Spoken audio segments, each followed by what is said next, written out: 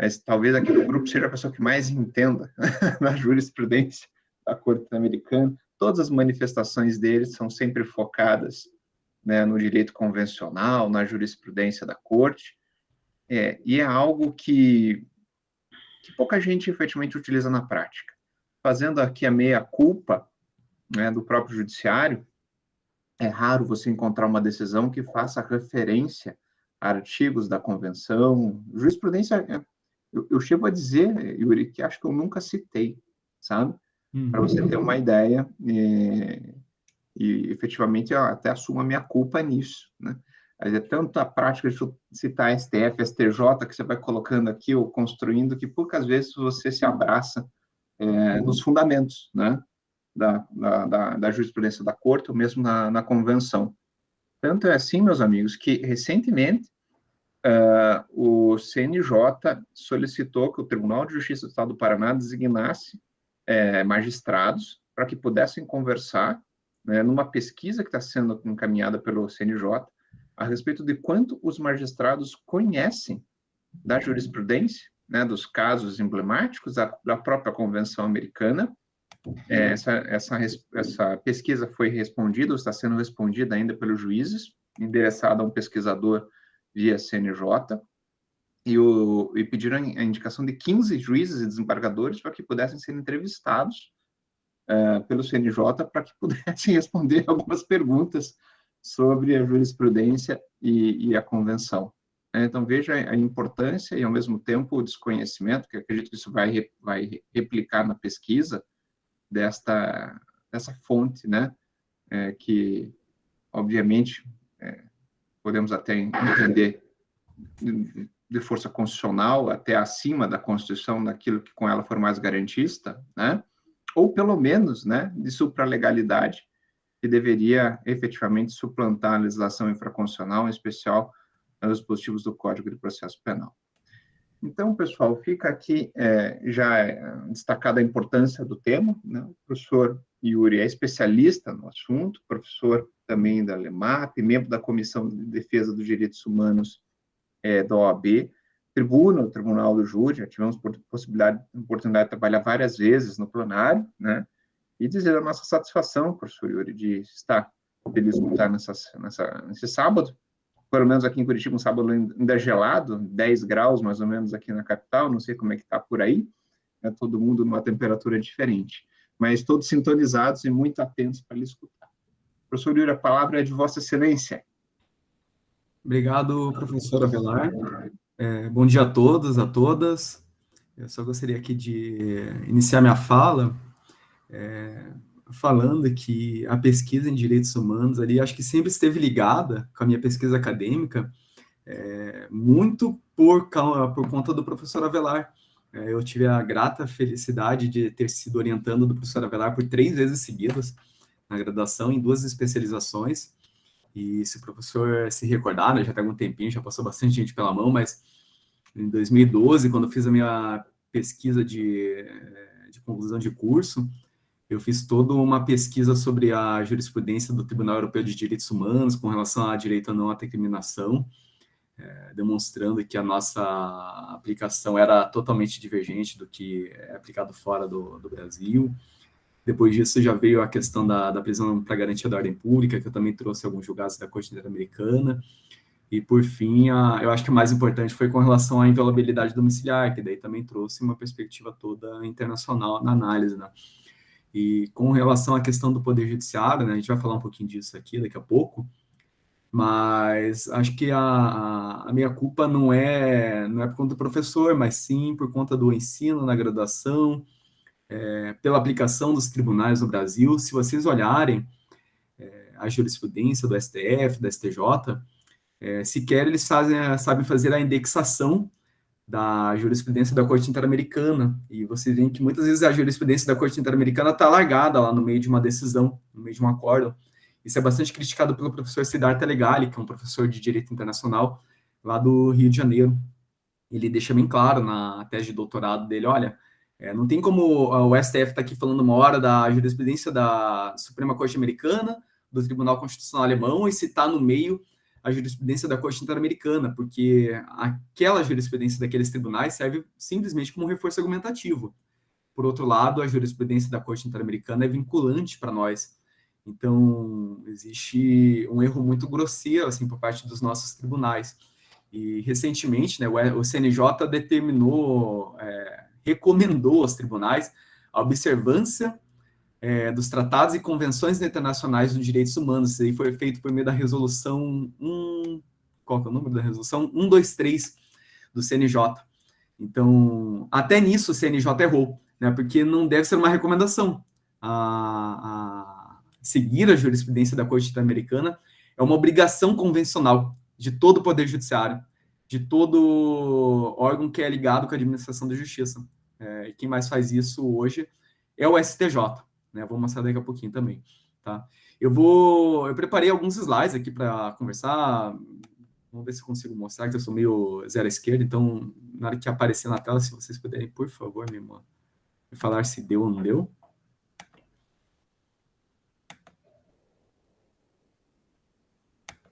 Tá aparecendo? Sim ou não? Ainda não, professor. Ainda não, professor. Vamos apresentar agora uma janela. Agora vai. Aqui. Agora foi, né? Agora sim. Estamos vendo, sim. Obrigado. O Google Meet tem um problema que não dá para... Eu não consigo ver o rosto de vocês, eu consigo ver a minha apresentação. Então, peço desculpas por isso aí, só vou conseguir ver aqui. Então, se alguém quiser perguntar alguma coisa, não levanta a mão, pode interromper a qualquer momento, tá? Bom, é isso aí, né? Vamos lá. Aqui todos os meus contatos, né? Para quem quiser. Instagram e WhatsApp, estou no grupo do Dano Peugeot, tá tranquilo com relação a isso, né? Eu falei ali no grupo que eu ia fazer uma breve introdução sobre o sistema interamericano, né? Para quem não conhece, não sei quantos aqui são familiarizados com o tema, tá? Então, o que é importante saber? Que o sistema interamericano, ele é composto por diversos órgãos, mas o que interessa para a gente nesse momento é a Comissão Interamericana de Direitos Humanos, que é ligada com a Organização dos Estados Americanos, tá? Então, fazem parte da Comissão Interamericana todos os países da Organização dos Estados. Hoje, praticamente, quem está fora é a Venezuela e mais outro país que também tem um regime ditatorial, tá? A Venezuela saiu depois que foi condenada pela Corte Interamericana pela segunda vez. Então, ditadores não gostam de proteção aos direitos humanos. A Comissão Interamericana e a Corte Interamericana. A Corte Interamericana é um órgão da Convenção Americana de Direitos Humanos. Então, vários países que não assinaram, não promulgaram ali a Convenção Americana de Direitos Humanos, não fazem parte da Corte Interamericana, mas fazem parte, sim, das cautelares, das decisões da Comissão Interamericana. Tá? Então, tem que ter isso bem distinto, porque cada órgão tem uma função distinta. Tá? A primeira introdução é essa aqui, né? A Comissão Interamericana, se entrar no site dela, vocês veem ali a explicação do que qual que é a função, quais são as principais tarefas que a Comissão Interamericana de Direitos Humanos tem. Tá? Aqui eu peguei um resumo que está descrito lá no próprio site da Comissão Interamericana. Tá? Como eu falei, é um órgão é uma entidade do Sistema Interamericano de Proteção e Promoção dos Direitos Humanos da América, tem a sede em Washington. Então, é um órgão distinto da Corte Interamericana. As principais funções da Comissão Interamericana estão lá descritas também do artigo no regulamento da Comissão Interamericana, tá? Fiscalizar, expedir recomendações, expedir cautelares, e no que interessa para a gente, né, além das cautelares que ela pode expedir contra os países, remeter os casos para a Corte Interamericana de Direitos Humanos. Remeter, o que eu digo? Digamos lá, fazer uma denúncia, fazer uma demanda perante a Corte Interamericana. Por que isso? No sistema interamericano de direitos humanos, a vítima da violação em seu direito não pode acionar diretamente a Corte Interamericana. Necessariamente, ela tem que passar pela Comissão Interamericana. Então, você faz lá a denúncia perante a Comissão Interamericana, tem todo um trâmite perante ela, para que depois a comissão decida se vai ou não remeter o caso para a corte. Muitas vezes, a comissão já consegue ali solucionar a demanda fazendo acordos entre o país e a vítima, O maior exemplo que nós temos disso, sem sombra de dúvidas, é o caso Maria da Penha. Né? A Maria da Penha, o caso da Maria da Penha, o Brasil não foi condenado pela Corte Interamericana, o Brasil não foi demandado perante a Corte Interamericana. Foi feita a denúncia, teve toda a tramitação ali na comissão, e, ao final, a comissão fez um acordo com o Brasil, e o Brasil ali promulgou a legislação Maria da Penha, fez outras medidas reparatórias e tudo mais. Tá? Então, é importante ter essa noção aqui.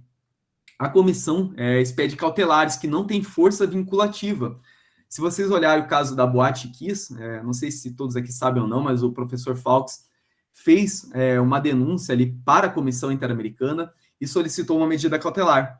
Tá? Por quê? Por causa da suspensão do direito de habeas corpus.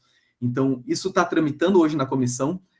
Eu acho que ainda não foi analisada a cautelar, eu teria que confirmar com o professor Fawkes, mas se a comissão expedir essa cautelar para o Estado brasileiro, ela não é vinculativa, mas ela tem uma reprovação moral muito grande e, na grande maioria das vezes, o Estado acaba acatando e cumprindo essas cautelares. Tá? Então, não tem força vinculante, mas tem a reprovação moral que serve bastante. A Corte Interamericana, como eu disse, ela faz parte da Convenção Americana, ela é formada por 7 juízes de direito, juízes que são selecionados dentre todos os países, não só os países signatários da convenção, mas todos os países do órgão dos Estados americanos. Tá? Então, nós temos essa possibilidade, por exemplo, os Estados Unidos não é signatário da Convenção Americana, mas já teve juízes na Corte Interamericana. Isso é bastante importante para que exista um diálogo maior das cortes, né, para que as legislações consigam ser melhor debatidas, a aplicação jurisprudencial seja melhor debatida. A principal função da Corte Interamericana é julgar casos de violação, né, julgar os países. A Corte Interamericana não julga pessoas, julga somente estados, também não julga, digamos lá, o estado do Paraná, por exemplo, é só a nação em si, né, o Brasil, por exemplo, Estados Unidos não, Venezuela, Argentina, Paraguai, Chile, Nicarágua, não vai julgar nunca o nosso estado do Paraná, por exemplo, o Paraná já deu causa a 2 condenações do Brasil perante a Corte Interamericana, 2 condenações decorrentes de ações abusivas da Polícia Militar, o caso Escher e o outro caso aqui que foi julgado recentemente aqui no Tribunal do Júri de Curitiba, do Movimento Sem Terra, né, que foram assassinados, agora eu não lembro o nome do caso. Tá? Então, tem essa função de julgar os casos e também tem a função de expedir opiniões consultivas. Os estados podem solicitar opiniões consultivas sobre a legislação, sobre alguma determinada aplicação prática. E essas opiniões não têm força vinculante também, mas também devem ser seguidas aí com um caráter moral. Tá? Por que a gente tem que estudar direitos humanos? Por que a gente tem que estudar a jurisprudência da Corte Interamericana de Direitos Humanos? Aqui, eu já cito de pronto o professor Avelar, um artigo de 2011, que ele fez junto com a professora Carol Proner. Tá? Falta cultura no Brasil do estudo do direito internacional dos direitos humanos. A gente acaba ignorando a cadeira de direito internacional, não é prestigiada nas faculdades, não é prestigiada na prática, não é prestigiada em programas ali de pós-graduação, então acaba ficando um pouco de lado. Isso aí é um erro muito grande que perdurou por bastante tempo no Brasil, mas que, felizmente, o pessoal está abrindo os olhos para isso, né? Tá verificando que tem que aplicar a jurisprudência, que o Brasil não pode continuar sendo condenado de forma reiterada. Então, existe uma falta de conhecimento, sim, do direito internacional. Isso se deve a muitos fatores, né? Judiciário, academia, a advocacia também, são pouquíssimos advogados que citam a jurisprudência da Corte Interamericana, levam isso para os tribunais e tudo mais, tá? Aqui tem uma continuação, né? Eu coloquei essa continuação aqui simplesmente para a gente poder citar um pouquinho o professor Cansado Trindade, né? Faleceu no domingo passado, ele é brasileiro, para quem não sabe, ele foi juiz da Corte Interamericana, foi juiz da Corte Internacional de Justiça, e ele fala que o futuro do sistema internacional de proteção dos direitos humanos está condicionado aos mecanismos nacionais de sua implementação. Então, nós temos que brigar para que o sistema interamericano seja efetivamente aplicado aqui no Brasil, porque nós somos uma bolha dentro do sistema interamericano. é o país que menos dialoga em sua jurisprudência com a Corte Interamericana, é o país que é mais vezes condenado nas últimas 2 décadas, e nós não conseguimos sair desse nível de coisa, né? Nesse estado de coisas inconvencional. Tá? Então, essa é a importância, né, que a gente tem para poder estudar. Ele fala já de um ius constitucional comum interamericano, a professora Melina Fachin fala a mesma coisa. Tá? Para a gente poder, antes de entrar no caso ali prático que a gente vai tratar hoje, falar um pouquinho do controle de convencionalidade, porque o controle de convencionalidade é o primeiro tema, na minha concepção, que deve ser tratado para que as pessoas entendam a necessidade e a importância de estudar a jurisprudência da Corte Interamericana. Né? O que é o controle de convencionalidade? É um termo que foi criado pela Corte Interamericana, já tem algum tempo, se não me engano, foi no caso de Heumann, né, contra o Uruguai. Já existia antes a aplicação prática do controle de convencionalidade, mas não com esse nome. Então, o que a Corte Interamericana decidiu com relação ao controle? Que todos os juízes estão submetidos à jurisprudência da sua corte. Então, eles devem fazer de ofício um controle de convencionalidade da legislação. Não é uma faculdade, tal qual quis fazer parecer o Conselho Nacional de Justiça. Não é uma recomendação, é uma obrigação internacional do Brasil seguir a jurisprudência da Corte Interamericana. É uma obrigação de todos os juízes fazer esse controle de convencionalidade. Então, toda vez que um juiz deixa de fazer o controle, ou observar ali a convenção, observar a jurisprudência da Corte Interamericana, está submetendo o Brasil a ser mais uma vez condenado pela Corte. Então, é algo bastante problemático, porque a própria resolução já demonstra, né, que nós estamos a passos-luz ainda de entender efetivamente o que é o controle de convencionalidade. Porque todo juiz, a primeira coisa que deveria fazer, olha, vamos estudar aqui o que a Corte Interamericana está decidindo a respeito desse tema. Né? Vamos estudar o que a Convenção Americana está falando acerca desse tema. Né? O que a Corte Interamericana diz? Que o tribunal estima oportuno recordar que a obrigação de cumprir as obrigações internacionais voluntariamente contraídas está errada ali, né? Decorre do Pacta Sunt Servanda. Por que isso aqui? O Pacta Sunt Servanda, todo mundo conhece esse princípio, né? O próprio professor Valério Mazzuoli, que é um dos principais pesquisadores de direito internacional dos direitos humanos, ele fala, olha, o Estado, por meio de um ato soberano, decidiu aderir a determinada convenção, decidiu aderir a determinada jurisprudência da corte, a ser julgado por essa corte. Então, ele não pode alegar o quê? Questões de direito interno para rechaçar a vinculação com a corte. Por quê? Pacta Sunt Servanda é um dos princípios mais importantes que nós temos no direito internacional dos direitos humanos. Então, é uma obrigação convencional e se siga. Né? Nada de alegar, olha, aqui eu vou aplicar a minha legislação porque se eu não aplicá-la, o que eu vou aplicar no lugar? Né? Porque a convenção não traz nuances, não traz como que um procedimento deve ser feito, ele traz algumas questões que não devem ser feitas. Né? Poucas vezes a Corte Interamericana fala tem que ser feito dessa forma. Algumas vezes ela deixa bem claro, mas enfim, tem toda essa questão, né? Ainda dentro do controle de convencionalidade, o caso Heumann, que eu disse, né?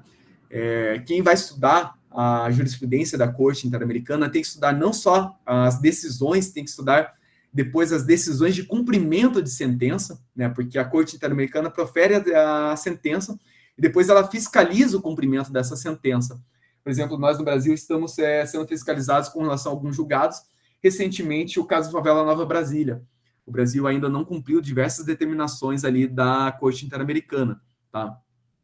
Mas o que é importante aqui do caso Heumann, né? Que eles afirmam claramente, tendo em conta que o próprio tratado, segundo corresponde aos precedentes ou lineamentos jurisprudenciais da Corte Interamericana. No caso Heumann, eles deixaram claro, olha, não é só a convenção que tem que ser analisada, tem que ser analisada a decisão, a jurisprudência da Corte Interamericana. Necessariamente? Sim, necessariamente, porque a supervisão de cumprimento de sentença também tem força vinculante para todos os estados, tá? E eles continuam, né? Deve ser aplicado o controle de convencionalidade, tendo em conta as interpretações efetuadas pela Corte Interamericana. Por que isso tem que ser feito? O professor André de Carvalho Ramos, ele deixa bem claro, nós não podemos ter uma interpretação autônoma, uma interpretação nacionalista da Convenção Americana, ignorando a interpretação que é dada pela Corte Interamericana. E dentro lá dos cadernos de jurisprudência da Corte Interamericana, é bastante curioso que eles demonstram que vários estados, vários tribunais constitucionais aqui da Sul-América, da América Latina como um todo, trabalham diretamente com a obrigatoriedade, com a vinculação da jurisprudência da Corte Interamericana. O país que não segue é o Brasil, Helena. Não existe esse diálogo que vincula. Então, nós temos essa grande problemática, como eu já disse. Tá? Seguindo um pouquinho, aqui eu coloquei um pouquinho da doutrina, o Eduardo Ferrer MacGregor, ele foi juiz da Corte Interamericana, ele participou do julgado do caso BRP, que eu vou falar logo mais, tá? Ele julgou procedente a demanda também. Então, ele fala que, a partir das sentenças emitidas, elas fazem um estandarte interpretativo mínimo para a efetividade dos direitos humanos. E esse estandarte mínimo tem que ser seguido, porque existe uma discussão ali sobre a vinculação dos julgados em que o Estado não foi parte na demanda, né? Então, por exemplo, foi julgado um caso lá da Argentina contra um cidadão lá fez uma demanda. Existe a discussão sobre até onde que essa decisão que foi proferida contra a Argentina pode vincular ou não o Brasil. Tá? Mas o que se entende? Que faz esse estandarte mínimo e que o Brasil, para rechaçar esse julgado, ele deve apontar por que não vai aplicar na prática, porque, sei lá, a situação fática é diferente, porque aqui a legislação é mais benéfica, ou qualquer outro motivo. Então, temos a questão do estandarte interpretativo mínimo, é algo que é bastante debatido também no âmbito da doutrina, no âmbito da jurisprudência da própria Corte Interamericana. Então, sim, nós temos a obrigação de seguir, tá? Os casos de inconvencionalidade, aqui tem o próprio professor Avelar, também nesse artigo que ele escreveu com a Carol Proner, fala do efeito paralisante, né, das normas do direito nacional com relação à Convenção Americana. O caso mais que vocês com certeza lembram é a prisão do depositário infiel. Tá? A legislação brasileira foi paralisada, né? Não se aplica, ela não foi retirada do ordenamento no primeiro momento, não sei se agora foi, porque não é meu objeto de estudo lá, a direito civil, mas ela inicialmente foi paralisada e deixou de ser aplicada. Então, também existe esse termo, essa denominação para que possa ser utilizada na prática, né? Quando advogados forem peticionar, promotores forem se manifestar, estagiários forem fazer suas manifestações ali nos escritórios, né? Pode utilizar esse termo. Olha, a jurisprudência aqui está, a legislação deve ser paralisada, tendo em vista que a Convenção Americana dispõe isso, tendo em vista que a Corte Interamericana de Direitos Humanos decidiu dessa forma. Então, é um efeito paralisante, ele se aplica e deve ser aplicado, e o Brasil já aplicou o efeito paralisante diversas vezes. A gente lembra também aqui do caso da audiência de custódia, não sei se os mais novos talvez não lembrem, mas ela começou a ser aplicada na prática no Brasil, foi em 2014 e 2015, o estado do Paraná teve uma das primeiras decisões sobre a temática, e com bastante atraso, né, porque a Convenção Americana já dispõe, né, desde sempre, que a pessoa presa deve ser levada perante um juiz. Então, vejam a ausência de diálogo aqui dos nossos tribunais, da nossa doutrina, com relação a isso. Tá? Mas ela foi paralisada num primeiro momento e depois houve a mudança legislativa, para quem não lembra. Tá? Aqui também cito uma questãozinha aqui sobre a questão do estandarte mínimo interpretativo, né? A gente pode falar também que a jurisprudência da Corte Interamericana pode ser entendida como um precedente qualificado de necessária observância. Tá certo que os tribunais superiores transformaram o artigo 489 do Código de Processo Civil em algo como se fosse uma mera recomendação, mas não é uma mera recomendação, né, o artigo 489. Ele está repetido no artigo 315, parágrafo 2º do Código do Processo Penal. Então, quando nós formos levar ali as manifestações para o Poder Judiciário, sempre demonstrar ali a situação fática, a situação jurídica, fazer esse paralelo para que vincule, né, para que você fale, juiz, você está vinculado porque aqui a situação fática é similar e aqui a jurisprudência é essa. Então, temos que nos acostumar a trabalhar melhor com o sistema de precedentes. O Brasil também não sabe trabalhar, ainda estamos aprendendo o que é um precedente, e aprendendo na marra e aprendendo de forma equivocada também, porque o CPC trouxe algumas coisas que não são efetivamente precedentes, né, mas acabaram ficando. No âmbito do Brasil, aqui, recentemente, o STJ, acho que todo mundo lembra dessa questão aqui, o STJ, ano passado, ano retrasado, teve 2 decisões muito importantes sobre o controle de convencionalidade.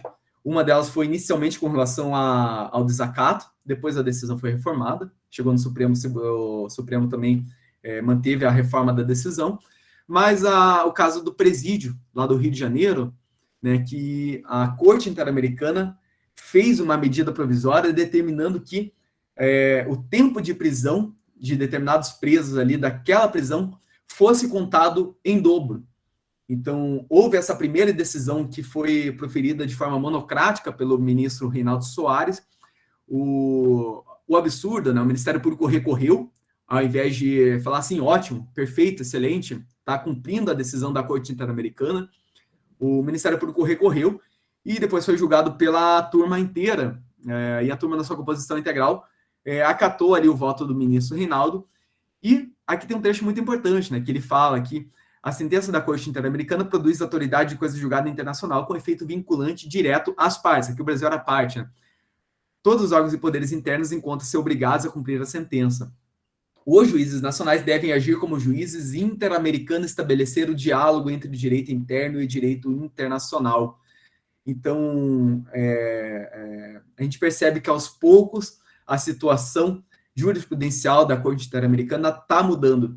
E graças muito ao STJ. O STJ tem sido muito avançado com relação a essa temática, né? O STJ, eu acho que é o nosso melhor tribunal, então eles sempre acabam proferindo decisões que são bastante importantes em termos de direito internacional, em termos de processo penal, direito penal também, né? Aqui eu termino a parte de controle de convencionalidade, né? O primeiro momento que eu queria só deixar claro para vocês por que é importante estudar a jurisprudência da Corte. Tá? Se o Brasil está descumprindo uma jurisprudência da Corte Interamericana, a gente pode demandar à Comissão Interamericana e falar, olha, já esgotamos aqui os recursos internos, não tem mais o que ser feito e o Brasil continua descumprindo a jurisprudência. Por favor, comissão, profira uma medida cautelar contra o Brasil para que seja cumprida a jurisprudência da Corte Interamericana. Né? Então, o controle de convencionalidade é muito importante, porque é ele que vai garantir que o Brasil não possa vir a ser demandado e condenado no futuro próximo. Tá? Terminamos essa primeira parte. Agora, a segunda parte, alguns casos práticos, né, que eu falei que iria trazer. Muitas pessoas se surpreendem quando a gente fala das decisões do juiz, professor, né, mas ele foi juiz da Corte Interamericana, o Zaffaroni, porque o pessoal olha, o Zaffaroni, ele prega lá um direito penal mínimo, direito penal quase abolicionista, respeita todas as garantias penais, dentre outras coisas. Então, aqui, eu coloquei um voto do juiz Zaffaroni para que todo mundo perceba a importância de estudar os casos da Corte Interamericana, porque ele está fazendo o quê? Um diálogo do caso concreto com a jurisprudência da Corte Interamericana e falando claramente que o Brasil, o Estado que está sendo demandado, pode vir a ser condenado por conta da não proteção da pessoa. Né? Os casos de impunidade devem sim ser demandados perante a Corte, deve sim gerar uma responsabilidade do Estado, porque o Estado tem a obrigação de investigar e sancionar autores de fatos delitivos, especialmente homicídio e lesões dolosas e culposas. Então, nesse caso, o Rocha Zanha, ele está proferindo voto concorrente, né? A corte entendeu que o Estado da Nicarágua deveria ser condenado pela ausência de proteção do direito à vítima. Naquela situação, né, o caso Rocha Zanha, a família da vítima não pôde interpor um recurso contra uma decisão de absolvição do Tribunal do Júri, que tinha absolvido ali 2 militares que tinham matado o cidadão, e a Nicarágua acabou por ser condenada, e esse foi o voto do Zaffaroni, né, para que vocês entendam a importância de estudar isso aí, porque a gente pega ali um dos principais penalistas do mundo, talvez depois do Roxin, o penalista mais importante, e certamente o mais importante de todas as Américas, né, e ele tem essa posição aqui, é uma posição bastante constrangedora para algumas pessoas ali que estudam direito penal, né, o mesmo processo penal, que entendem, olha, o Estado não é obrigado a punir, a vítima não tem direito, dentre outras coisas, né. O que a gente vai ver de forma reiterada, eu coloquei aqui alguns julgados do direito à vida, né, sobre direito à vida, para que vocês percebam que o direito à vida, que o Tribunal do Júri está diretamente ligado com a jurisprudência da Corte Interamericana. Então, para quem está fazendo uma defesa, tem bastante questão processual que pode ser trazida para suas defesas, mas para quem está fazendo, eventualmente, uma assistência à acusação, nossa, aqui vocês vão ter material de sobra para poder trabalhar também. Quais seriam aqui alguns julgados, né, que eu colacionei, né, para que vocês percebam a importância de estudar, né, para quem atua no Tribunal do Júri. O direito à verdade, que exige uma determinação processual mais completa possível. Então, sim, nós podemos exigir que a investigação seja feita de forma efetiva, que traga uma verdade processual aos autos, né? Ninguém fala em verdade material, a corte não fala que tipo de verdade que fala simplesmente verdade, mas por falar a verdade, a gente já percebe ali que nós temos sim que tentar nos aproximar de uma verdade processual, uma verdade possível, tá?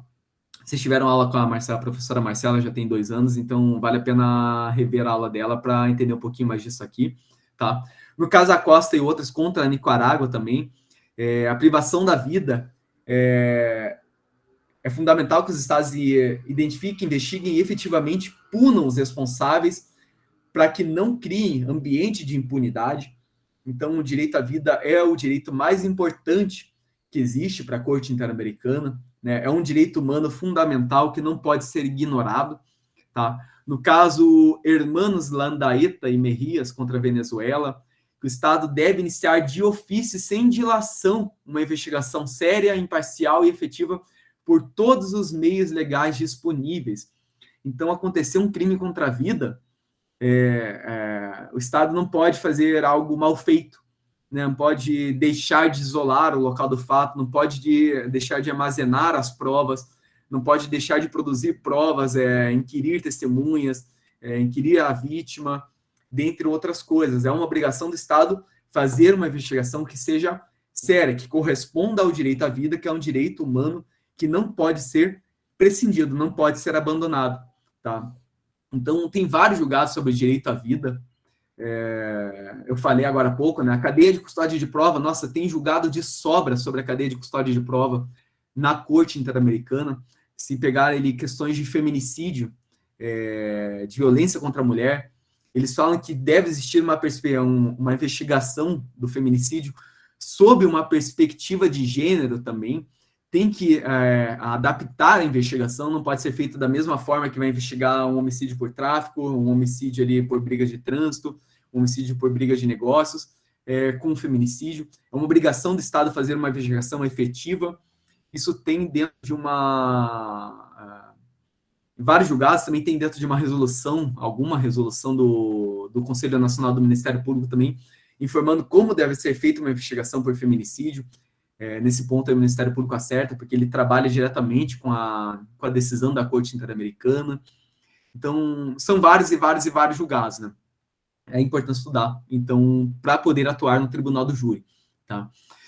Para a gente poder entrar no caso VRP, VRC, é apenas uma pequena introdução sobre a questão da imparcialidade, né? A imparcialidade, vários doutrinadores, e eu sigo eles nesse sentido, eles falam que a imparcialidade é o princípio processual penal mais importante que existe, porque sem a imparcialidade não existe um processo efetivo, existe apenas um simulacro, né, um teatro ali, né? Foi o que a gente viu durante alguns anos aqui no estado do Paraná, tá? O juiz deve necessariamente ser imparcial. A questão da imparcialidade objetiva e subjetiva surgiu lá no Tribunal Europeu dos Direitos Humanos, com o caso Piersac. Piersac era um promotor de justiça, ele atuou na investigação contra o Van de Veio, e posteriormente ele foi promovido ao cargo de juiz e participou do julgamento. Então, uma coisa completamente absurda. E esse caso foi levado para o Tribunal Europeu dos Direitos Humanos, e lá a Bélgica foi condenada por conta do caso Piersac. Foi o primeiro momento que o Tribunal Europeu falou que existe uma diferença entre a imparcialidade subjetiva e uma imparcialidade objetiva. Então, aqui eles não aprofundaram na temática, eles simplesmente falaram, existe essa diferença. Tá? Posteriormente, daí teve o caso... tá aqui. O caso de Kuber contra a Bélgica também. O de Kuber foi um juiz instrutor, né, existia lá na Bélgica naquela época, o juiz instrutor, ele poderia, ele mesmo produzir provas, ele conduzia o inquérito policial, o inquérito investigativo e tudo mais. Então, ele participou de toda a investigação preliminar, colheu todas as provas, ele valorou essas provas e, posteriormente, ele foi promovido ao cargo de juiz não sei como falar também, mas é o juiz que participa do julgamento, né, não mais em juiz instrutor. E acabou participando do julgamento também da pessoa que ele investigou. Então, esses dois casos são bastante importantes, porque eles são bastante trabalhados na doutrina brasileira, existem muitas citações deles, algumas citações, assim, não falam de forma adequada, de forma correta, né, do caso. No Brasil, por exemplo, o caso do Van de Veio, a gente já poderia, de pronto, rechaçar o juízo, porque nós temos lá dentro do Código de Processo Penal já a impossibilidade do Ministério Público que atuou julgar a pessoa posteriormente. E o caso do juiz instrutor é importante para que a gente peça, não com base no TLH, mas sim com base na Corte Interamericana, que segue essa questão da imparcialidade subjetiva e objetiva, a inconvencionalidade do artigo 1561 do Código de Processo Penal. O juiz não pode produzir prova de ofício na investigação preliminar, porque ele vai estar atuando como um juiz instrutor. Tá? Então, são dois casos bastante importantes. Eu coloco eles porque eles são citados constantemente na Corte Interamericana, e no caso VRP e VPC contra a Nicarágua, também foi trabalhada essa questão, né, essa distinção: imparcialidade objetiva, imparcialidade subjetiva. Tá? Aqui entramos no caso VRP e VPC contra a Nicarágua. Aqui era a composição da Corte Interamericana por ocasião do julgamento. Se alguém quiser o vídeo do julgamento, ele está disponível, eu mando para vocês, tá? Tá lá no Vimeo. Tem ali a participação dos representantes da vítima, das testemunhas e tudo mais. Então, é bastante interessante de assistir, né? Tem a participação de todos os juízes. O Zaffaroni participou desse caso também, tá? Isso é bastante importante ressaltar novamente, porque o caso VRP e VPC contra a Nicarágua, mais uma vez, o Estado da Nicarágua foi condenado por ausência de proteção do direito à vítima. Né? Quem demandou a Comissão Interamericana, que demandou posteriormente a Corte Interamericana, foi a vítima de um crime. A vítima e a sua mãe. Era uma menina de 10 anos que havia sido vítima de um crime sexual por parte do seu pai, e a investigação não foi conduzida de forma adequada. Ela foi vítima de violência institucional, ela foi vítima de falta de devido processo legal, foi vítima por não ter podido recorrer, foi vítima pela demora na tramitação processual. Então, a Corte Interamericana condenou a Nicarágua por diversos fatores aqui nesse caso, e é bastante interessante. Tá? A representação aqui, eu coloquei um trechinho, né, para vocês poderem ler, né, quem quiser, como que foi a demanda da Comissão Interamericana perante a Corte Interamericana. Né? O que eles falam na situação, né, que era importante julgar esse caso para averiguar a falta de proteção da integridade pessoal, da dignidade, da vida privada e autonomia, da igualdade, da não discriminação, da proteção de menores. Então, pediu a condenação da Nicarágua por diversos fatores, né? Eles estão descrevendo aqui, né, que a menina foi revitimizada por diversas vezes, a sua integridade psíquica ficou bastante abalada. Então, eles sempre fazem um resumo do caso quando eles vão apresentar o caso perante a Corte Interamericana. Tá? Eles falam, é importante julgar esse caso, por quê? Por causa disso, disso, né? Porque a Corte Interamericana, ao final das contas, não julga muitos casos por ano. Em 2019, eles tinham quebrado o recorde, eu não vi agora na pandemia, mas em 2019 eles julgaram 22 casos. Foi um recorde, normalmente não passa de 5, 6 julgados por ano, antigamente era menos ainda, né? Mas eles fazem uma seleção política mesmo dos casos, né? Eles são livres para poder escolher quais casos vão julgar ou não e quais critérios vão utilizar para escolher esses casos, tá? Então, essa é uma questão aqui. Com relação ao caso VRP, né? A primeira coisa que é importante falar, o Tribunal do Júri é convencional. A Corte Interamericana ressaltou a importância do Tribunal do Júri para a sociedade. É algo que a gente já fala aqui na nossa doutrina, na nossa jurisprudência, que o júri é uma forma de democratização e aproximação da população do Poder Judiciário, né? Que a comunidade possa efetivamente fiscalizar como estão sendo os julgamentos, participar da decisão dos casos, da pacificação social, dentre outras coisas. Então, o primeiro ponto a ressaltar é esse. É convencional e a Corte falou isso abertamente. Né? É um instituto democrático que aproxima as pessoas do Poder Judiciário. Tá?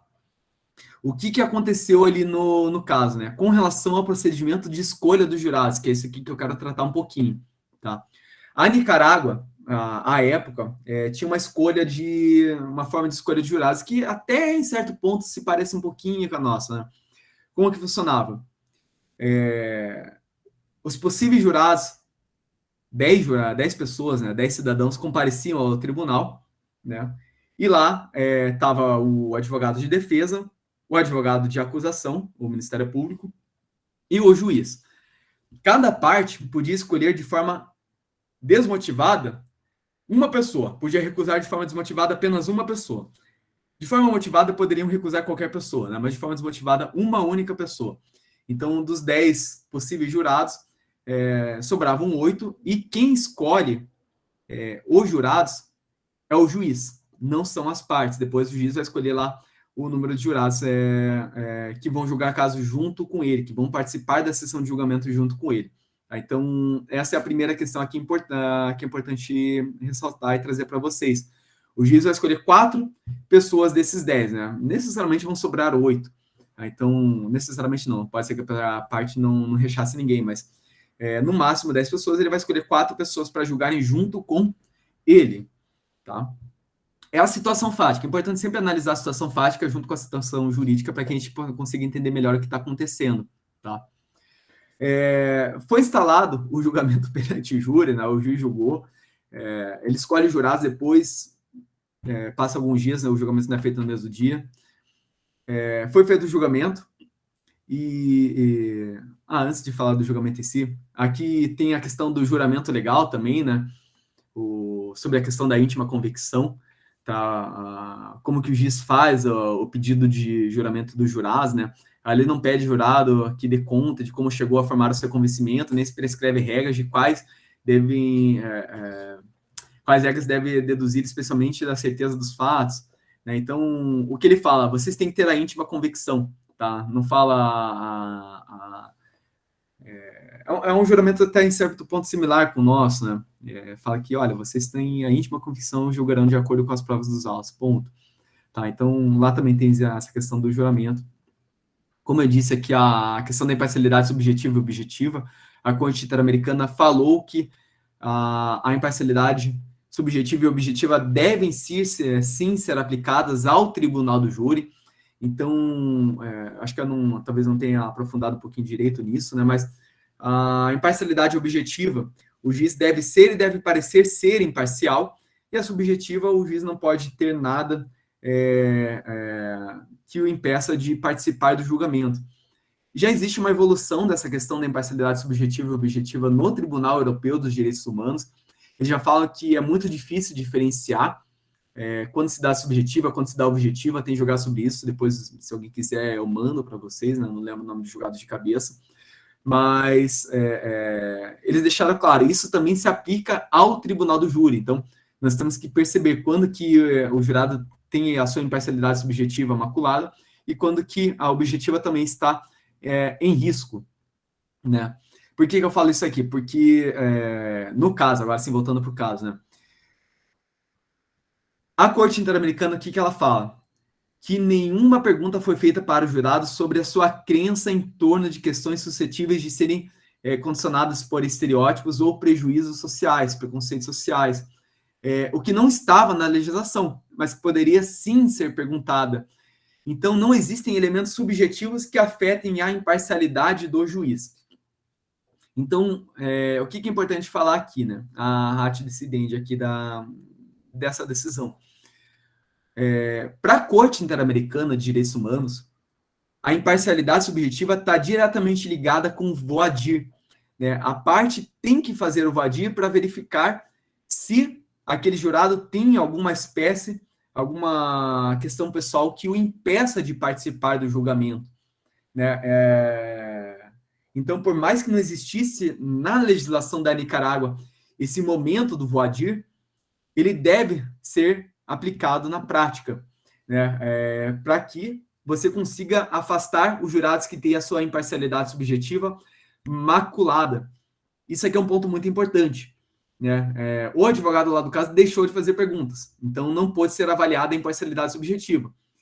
Porém, todavia, entretanto, no caso concreto, o que aconteceu? A Nicarágua foi condenada em virtude da ofensa à imparcialidade objetiva, porque, curiosamente, esse caso aqui é uma coisa muito absurda. Eles não citam o nome do autor do fato criminoso, né, que teria praticado violência sexual contra a filha, mas certamente era alguém muito importante, porque alguns juízes se deram por impedidos de julgar ele, teve manifestação e tudo mais, e inclusive a menina com 9 anos, ela contraiu a violência sexual, ficou comprovada, ela contraiu HPV, né, então doença sexual, dentre outras coisas, mas o advogado de defesa, ele entregou bolsas para os juízes, e a juíza deu um bilhete secreto para os juízes, os jurados, lerem, no caso, né? E o advogado que representava a vítima não pôde saber qual que era o conteúdo da bolsa, não pôde ver o conteúdo dos escritos. Então, é uma coisa completamente absurda, né? A gente pensa, olha um caso desse aqui e pensa, nossa, como é que isso pode acontecer hoje num país, né? E esse caso aqui aconteceu em 2002, não faz tanto tempo. Então, a imparcialidade objetiva foi maculada em virtude desses fatos, né? De uma possível corrupção que não foi apurada, que não foi alvo de nulidade por parte dos tribunais depois, né, da Nicarágua. Tá? Outra questão aqui, acho que a professora Marcela tratou com vocês também em algum momento, né? Mas sobre a livre convicção dos jurados, né? A Corte Interamericana falou que ela é convencional, então o sistema de íntima convicção dos jurados é sim convencional, mas o que tem que tomar cuidado quando a gente fala que ele é convencional? Ele não é convencional por si só, porque ele tem que vir acompanhado de alguma coisa.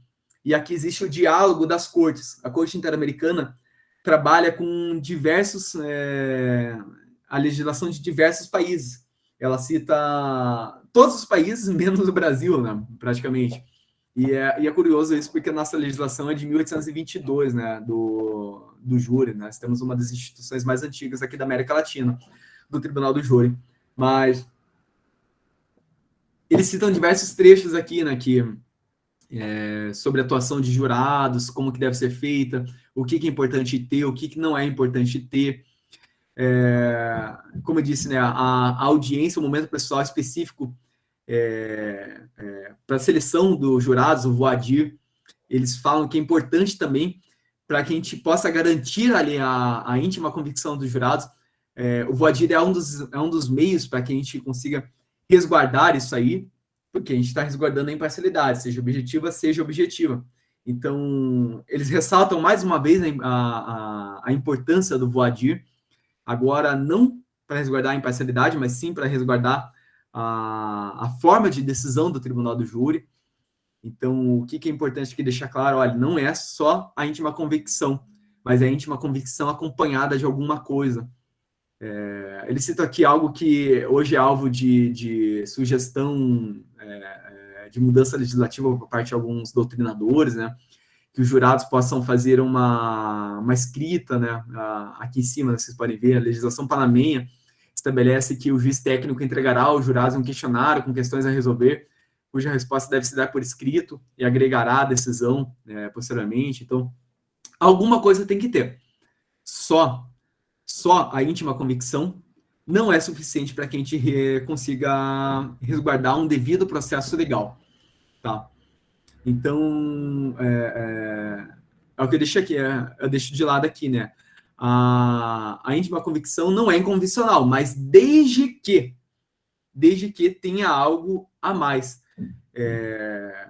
A Corte cita o que pode ser algo a mais, né? Já citou ali a jurisprudência e cita a instrução dos juízes, do juiz profissional, jurados. Isso tem que necessariamente acontecer. O juiz não pode deixar ali que os jurados julguem as provas que não são correlacionadas ao fato. O juiz deve instruir, isso aqui não é prova, isso não pode ser valorado como prova. Então, isso é algo que a gente tem que brigar bastante ainda no Brasil, porque, infelizmente, todo mundo sabe, né, que muitas vezes o Ministério Público trabalha simplesmente com estereótipo de crimes, né? Olha, o cidadão já foi condenado 1, 2, 3, 4 vezes, então ele é necessariamente autor do fato. Isso não é uma prova, isso deveria ser alvo de uma instrução do juiz com relação aos jurados. Olha, isso não pode ser valorado, né? Isso, questões de antecedência, deve ser valorado pelo juízo na hora da dosimetria da pena, e não antes. Tá, então, isso talvez seja a questão mais importante aqui, né? Para a gente chegar no ponto final. Imparcialidade subjetiva, imparcialidade objetiva e íntima convicção dos jurados, tá? Aqui eu termino meus slides para a gente concluir. Fechou o slide, né? Fechou? Então tá. Por que é importante vocês terem toda essa noção aqui da jurisprudência? Para que a gente consiga perturbar um pouquinho o professor Avelar, né? Eu confesso que eu nunca fiz, mas pretendo fazer no júri próximo, né? Citar lá na fase do artigo 422, né, na hora de indicação das provas, juízo, com base na Convenção Americana, com base na jurisprudência da Corte Interamericana, por ocasião dos julgamentos, eu desejo fazer o voir dos jurados para que eu possa verificar a sua imparcialidade subjetiva e objetiva. Por quê? Isso vai dar o resguardo a um julgamento convencional, isso vai dar resguardo a que a íntima convicção possa sim ser aplicada, porque só a íntima convicção, a convicção não é suficiente, e a forma de recusa dos jurados por si só também não é suficiente. Então, a gente tem muitos elementos para poder trabalhar no tribunal do júri com relação à jurisprudência da corte, e é só a gente saber explorar, saber levar essas questões para o Poder Judiciário, saber levar para os tribunais depois, né? Mas advogado sempre tem que estar pensando em cavar, que é um termo que a gente acaba utilizando, né? Cavar alguma nulidade futura, né? Mas coloca lá a questão, olha, eu quero fazer o vadir, eu quero que fique constado em ata. Isso pode, sim, eventualmente vir a gerar alguma nulidade, se a gente pegar algum tribunal, algum desembargador, algum ministro que esteja um pouquinho mais ali atento à questão do direito internacional dos direitos humanos, né? E não é por conta da ausência de legislação interna que a jurisprudência da Corte Interamericana pode deixar de ser aplicada. Isso a Corte Interamericana deixa bastante claro. O juiz tem que dar um jeito, né? Vai ter que resguardar o direito da vítima e o direito do acusado, né? Então, é algo que eu acho que a gente tem que começar a provocar, né? Começar a levar para o Poder Judiciário. Assim a gente vai poder se resguardar de uma melhor forma, resguardar melhor a forma de julgamento no tribunal do júri. Bom, falei bastante já, pessoal. Deixa eu ouvir vocês um pouquinho. É isso aí. Maravilha. Obrigado, professor Iuri, pelas excelentes explanações, pela provocação, né, na questão de trazer os precedentes da corte, identificar realmente os pontos falhos da nossa legislação. É um assunto interessante, especialmente essa questão do voidire. A gente não tem, efetivamente, no sistema brasileiro, uma regra que possibilite isso. Resta analisar se o sistema de filtro que nós temos das recusas imotivadas podem suprir, se a indicação de nome, endereço, profissão do jurado, procurar as redes sociais, se isso já é suficiente também para que você tenha uma tendência do jurado num outro sentido, né? Isso é uma coisa para a gente pensar, efetivamente, e refletir um pouquinho mais, né? Também me chamou bastante atenção esta ideia de que só o livre convencimento por si só não basta, né? Se a instrução pode ou não ser agregada, como você trouxe, né? Que tipo de instrução? No sistema norte-americano, nós temos diretrizes muito precisas, inclusive, por exemplo, né, da explicação do BARD, né, do Beyond Reasonable Doubt, né, Reasonable Doubt, se além da dúvida razoável, como isso deve ser explicado para o jurado. Já vimos que explicações equivocadas do juiz podem gerar nulidades do julgamento. Nós estamos falando disso aos 44 do segundo tempo, né? Então, ou realmente entregar um questionário, isso é uma coisa que, de certa forma, me preocupa um pouco. Você pedir para que o jurado ele simplesmente responda alguma coisa, um receio muito grande de identificação daquilo que o jurado possa responder, se esse questionário poderia expor o jurado de alguma maneira, especialmente quando nós tratamos de crimes graves, né? Talvez nós já temos dificuldade, às vezes, de montar um conselho, né? E cada vez mais temos uma criminalidade realmente muito elevada, né? Não sei, no primeiro momento, não gostaria de concordar com a tese de um questionário, mas sou totalmente favorável a que se discuta bastante a questão das instruções, né? Nós falamos isso várias vezes aqui nos nossos encontros, né? De coisas assim, até muito simples, como explicar para o jurado o que é a decisão de pronúncia, qual é o conceito. Na verdade, eu sou até meio contrário à entrega da decisão de pronúncia para o jurado. Eu acho que, por exemplo, o sistema de alegações preliminares, que nós temos o sistema norte-americano, por exemplo, supre muito mais isso. Creio que uma leitura da denúncia ou da acusação, né, e a partir disso uma manifestação concisa das partes, o Ministério Público primeiro, depois a defesa, explicando o que pretende no caso, é muito mais efetivo do que uma leitura, às vezes, de uma decisão de pronúncia, de um acordo, às vezes de dois, né, em tempo muito curto, né, até porque o código nem prevê a fase de leitura, prevê que é entregue para o jurado, né? Então, veja que as questões das instruções não só sobre o que é a pronúncia, explicar a amplitude do direito ao silêncio, por exemplo, explicar o jurado o que é o interrogatório seletivo, né, explicar o que é a ausência do acusado em plenário, explicar, né, o que é realmente a presunção de inocência do acusado, né, e isso daí precisa ser discutido nos termos, efetivamente, né, como trazer isso à própria legislação. Já chegamos a discutir que o próprio CNJ poderia, de certa forma, trazer elementos, enquanto não se muda a legislação, de maneira mais objetiva. E, claro, né, e o tema de grande provocação do professor Yuri é como a ausência de incorporação das decisões dos magistrados, né, das decisões da corte. Isso precisa ser discutido, né? Provoco aí o professor Yuri a conversarmos mais sobre o assunto, escrevemos alguma coisa lá no Conjuro, quem sabe trazendo os precedentes que possam ser incorporados aí de imediato ao rito do júri, né, e quem sabe construir alguma coisa que possa ser implementada de imediato, né, algo que também não crie ilhas, né, que possa ser aplicado no Brasil inteiro. Não adianta você trazer isso num único julgado, isso ficar restrito a uma localidade, ou a um único caso, ou a um único juiz, né? Isso precisa ser discutido, e quando o professor Yuri fala plantar uma nulidade, não é isso que ele busca, tenho certeza, né? É realmente levar essas questões à discussão dos tribunais superiores e uniformização de entendimentos a respeito do tema. Professor Yuri, muito obrigado pela sua fala. Eu gostaria de abrir a oportunidade de perguntas pelos colegas. Nós temos já alguém aqui que gostaria de fazer uso da palavra, por gentileza. Link para confirmação da presença também, por favor. Já está lá. Alguém quer fazer uso da palavra?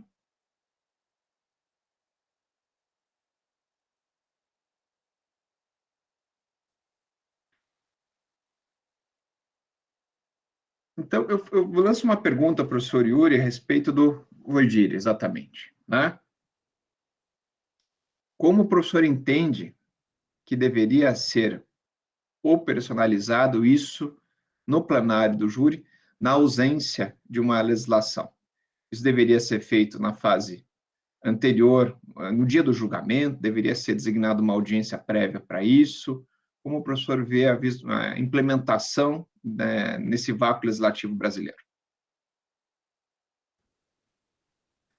Esse vai ser o maior problema de aplicação nossa, né? Porque a jurisprudência da corte tem que ser necessariamente seguida, mas nós não temos uma diretriz para isso. Eu acho que de imediato a gente poderia provocar o Conselho Nacional de Justiça para que determine algo nesse sentido, né? Tal qual foi feito rapidamente com relação à resolução da audiência de custódia. Eu lembro que quando houve a decisão da audiência de custódia aqui por parte do nosso tribunal, o Conselho Nacional de Justiça, acho que não demorou 3 meses, 4 meses para regulamentar essa questão. Então, no início, ninguém sabia exatamente como faria, como seria, se o juiz deveria participar ou não, se poderia perguntar do mérito ou não. Isso gerou alguma confusão, mas eu não lembro de nenhum caso que, por exemplo, o ato tenha sido anulado, uma prisão tenha sido anulada em virtude da forma como foi feito antes da resolução do Conselho Nacional de Justiça.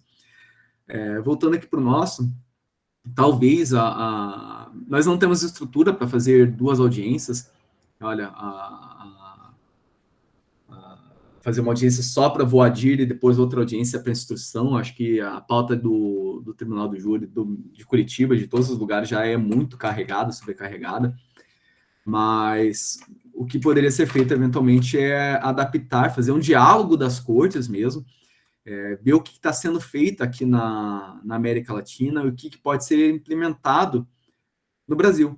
Aí sim, né, e a própria Corte Interamericana cita diversos países que têm ali a legislação do voadir. A professora Milena Fachin, o professor Eduardo Cambi, eles têm tem alguns livros, né, falando da questão do diálogo das cortes também. Deixa eu ver se eu acho aqui. Não está aqui na minha mão. Mas eles têm essa questão também da necessária adaptação e uniformização de uma jurisprudência em prol da proteção dos direitos humanos. Então, talvez seja interessante esse ponto. A gente vamos olhar como está sendo feito aqui na América Latina, sobretudo as legislações que já foram citadas pela Corte Interamericana como modelos a serem seguidos. A gente tem um resguardo maior.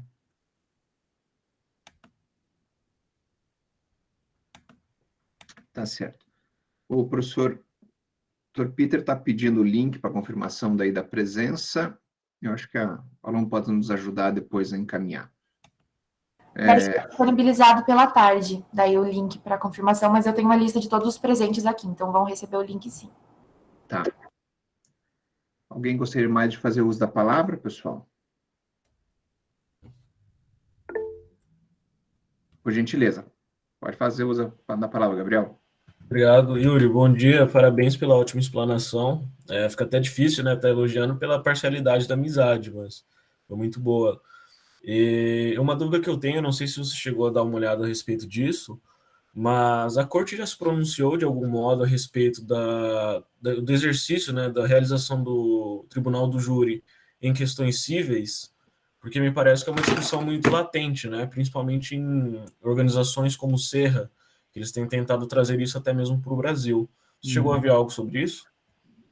Olha, a única decisão da Corte que diz respeito à validade do Tribunal do Júri é esse caso, BRP-VRC. Né? Ela analisa diversos casos que foram julgados por Tribunal do Júri. Por exemplo, eu citei ali o próprio caso da Rocha Zanha contra a Nicarágua, é um caso de Tribunal do Júri, mas eles não analisaram nada que fosse ligado ao Instituto do Tribunal do Júri. Então, eu imagino que não tenha sido levado outras questões nesse sentido para a Corte. Tá? Eu posso confirmar depois, mas eu realmente não lembro de ter visto. Tá certo. Mais alguém, pessoal? Tranquilos em relação a isso? Tá ótimo. Eu acho que é um tema instigante que nos faz a querer estudar mais a jurisprudência, a conhecer, né? E um tema, como assim, está em aberto no Brasil, né? O professor Yuri trouxe alguns precedentes do STJ, né, que trazem, de repente, algo que a gente possa já servir de base, né? Porque um dia o professor Yuri fez uma pergunta: poxa, professor, por que as coisas não acontecem, os juízes não citam, né? Talvez exatamente por desconhecimento, às vezes por receio, né? E acho que esse trabalho tem que vir de cima.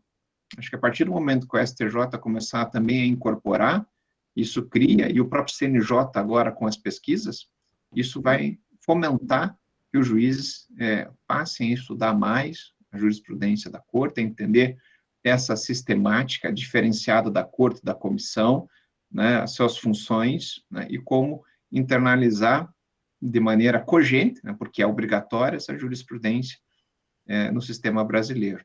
Foi solicitado que o professor Yuri disponibilize, se possível, material, né? Manda no grupo.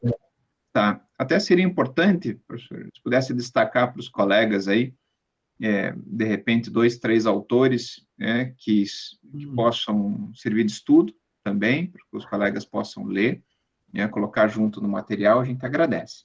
Eu já mando agora, só para mostrar aqui, então, professor, um minutinho. Para quem quer ver um pouquinho da jurisprudência da corte, né, apresentada, o livro do professor Caio Paiva, junto com o Timothy. O Timothy é promotor de justiça no Paraná, é pesquisador em direitos humanos há bastante tempo também. Esse é muito bom, né?